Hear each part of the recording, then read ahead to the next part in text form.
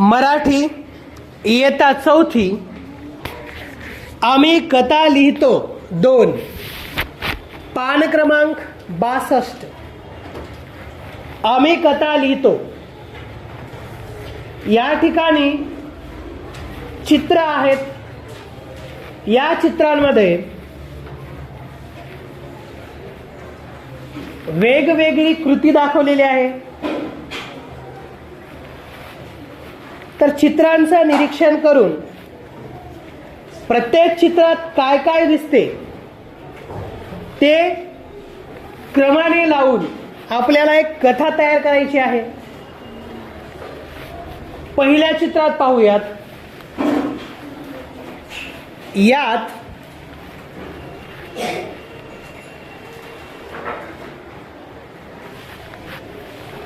सकाळी सकाळी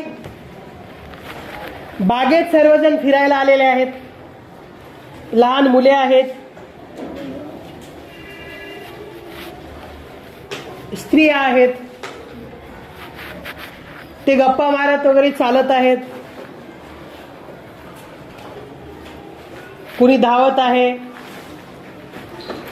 एक व्यक्ती कुत्रा सोबत आहे, कुत्रा समोर आहे, पाठीमागे जात आहे।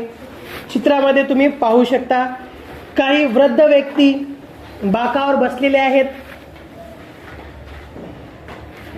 पुढच्या चित्रामध्ये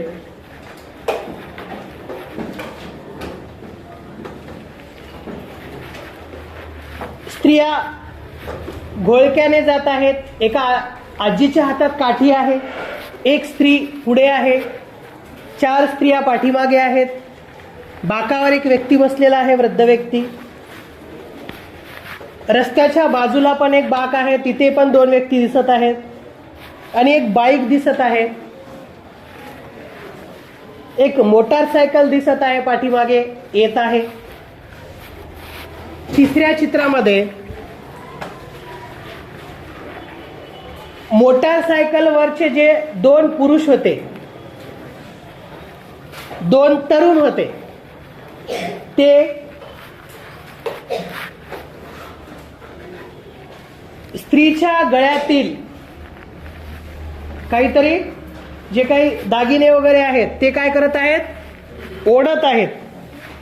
गळ्यामध्ये जे काही चेन वगैरे असते ते ओढत आहेत असं दाखवलेलं आहे। बाजूला 2 मुली आहेत, त्या मुली व्यायाम करत आहेत आणि त्या मुली हे पाहत आहेत। पुढच्या चित्रामध्ये ते 2 तरुण त्या महिलेच्या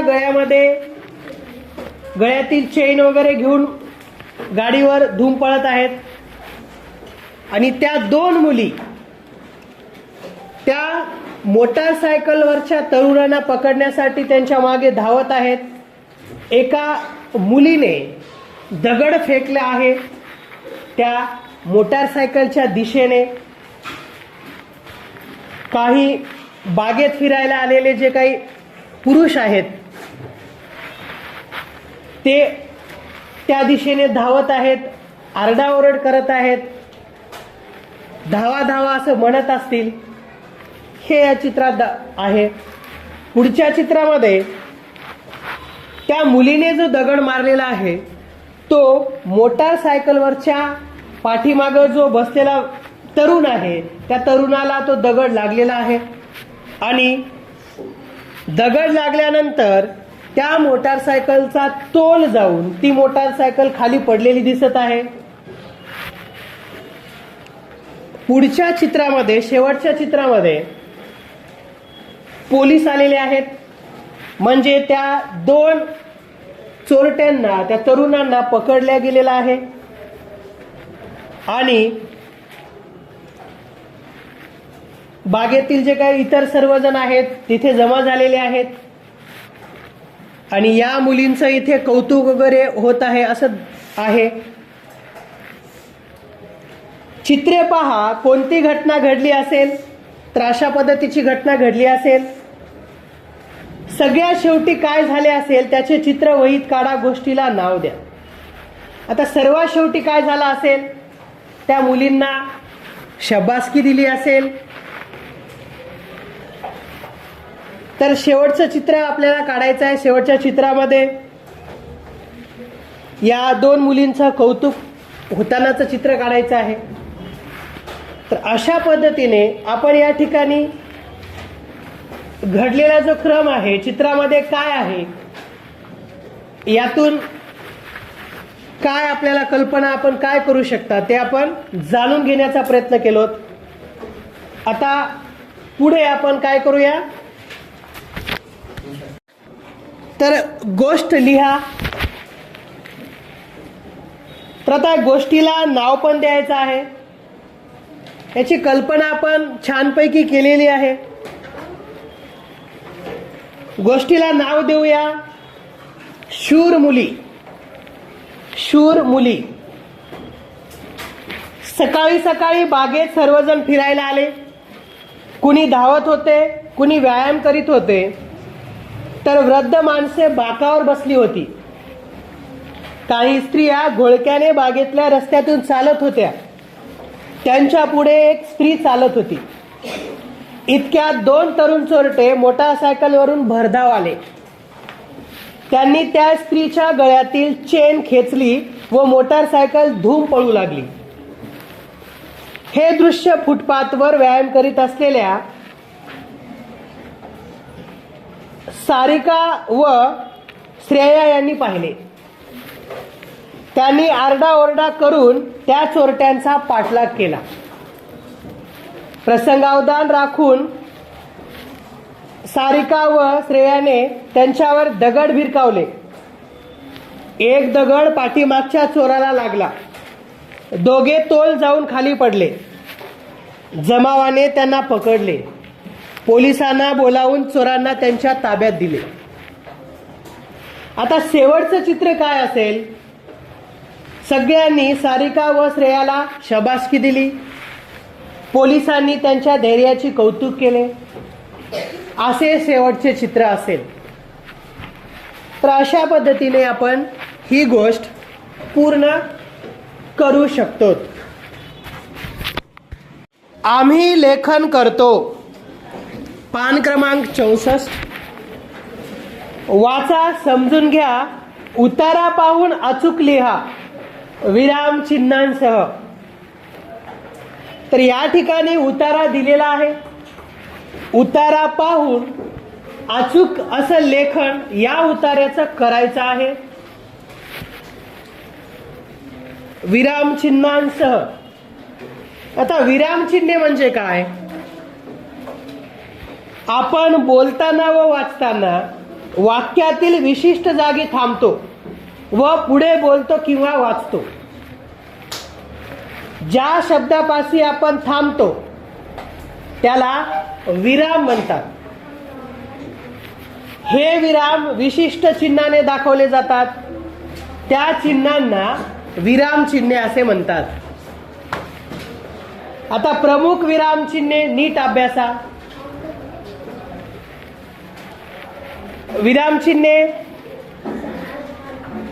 पूर्ण विराम, स्वल्प विराम, प्रश्न चिन्ह, उद्गार चिन्ह, अवतरण चिन्ह, हे काय आहेत? विराम चिन्हे आहेत. आता विराम चिन्हांमध्ये पूर्ण विराम तुम्हाला माहिती आहे, हे वाक्याच्या शेवटी दिले जाते. एखादं वाक्य असेल, ते वाक्य पूर्ण झाल्यानंतर विराम चिन्ह म्हणजे पूर्ण विराम हे चिन्ह असते वाक्याच्या शेवटी. स्वल्प विराम कशाला म्हणतात? हे वाक्याच्या मध्ये ज्या शब्दानंतर आपण थोडे थांबतो तिथे दिले जाते. प्रश्नचिन्ह हे प्रश्नार्थक वाक्याच्या शेवटी दिले जातं, त्याला आपण प्रश्नार्थक चिन्ह असं म्हणतो. उद्गार चिन्ह मनातली भावना व्यक्त करताना वाक्याच्या शेवटी दिले जाते, हे आहे उद्गार चिन्ह. अवतरण चिन्ह कशाला म्हणतात?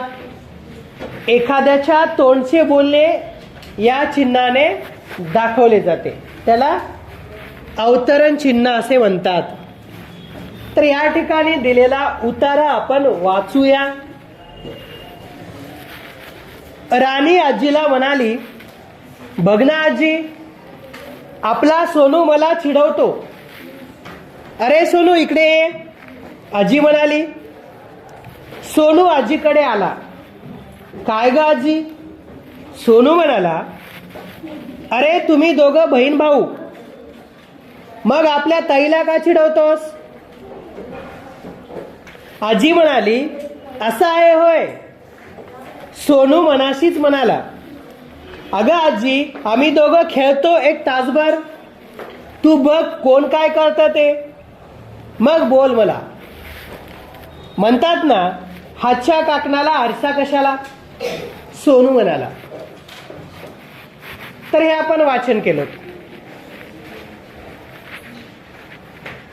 वाचा, समजून घ्या. कंसातील विरामचिन्हे योग्य ठिकाणी वापरून उतारा पुन्हा लिहा. या ठिकाणी विरामचिन्हे दिलेले आहेत. स्वल्पविराम, पूर्णविराम, उद्गार चिन्ह, प्रश्नार्थक चिन्ह, त्याला प्रश्नचिन्ह म्हणायचं, आणि अवतरण चिन्ह. एवढे विरामचिन्हे कंसात दिलेले आहेत. तर हेच विरामचिन्हे खाली जो उतारा दिलेला आहे त्या उतार्यामध्ये वापरायचे आहेत, आणि हा उतारा परत आपल्याला लिहायचा आहे.